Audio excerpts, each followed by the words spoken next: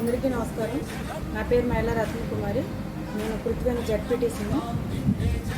ఆక్వాకల్చర్కి సంబంధించి రైతులు చాలా అవస్థలు పడుతూ ఉన్నారు. గత 4 నెలలుగా కరెంటు సప్లై అనేది కోతలు అనేది విధించడం ద్వారా రైతులకు సరిగా కరెంటు సప్లై అందక జనరేటర్ల మీద ఆధారపడుతూ డీజిల్ తెచ్చుకోవడం అనేది జరుగుతుంది. ఒక వారం రోజుల నుండి ఈ డీజిల్ కొరత అనేది బాగా ఏర్పడడం వల్ల రైతులు నానా అవస్థలు పడుతూ ఉన్నారు.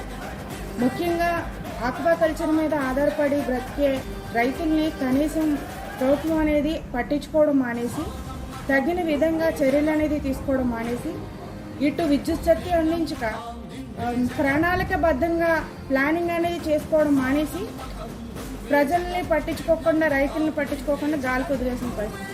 ఈరోజు రైతులకి అంటే ఇండస్ట్రియల్స్ ఏరియాస్లో చూస్తే అక్కడ పవర్ సప్లై అనేది మెండుగా ఇస్తారు అక్కడ డెవలప్ అవ్వడానికి. మరి రైతులకు సంబంధించి పవర్ సప్లై అనేది ఎందుకు అందించలేకపోతున్నారు? ఇది కూడా రాష్ట్రానికి ఎక్కువ ప్రాఫిట్ తీసుకొచ్చేదే ఆక్వాకల్చర్ నుండి కదా. మరి పోతున్నారు ప్రజాప్రతినిధులుగా కనీసం అంటే లోకల్ ఎమ్మెల్యే కానీ లోకల్ మినిస్టర్ గారు కానీ కనీసం స్పందించట్లేదు.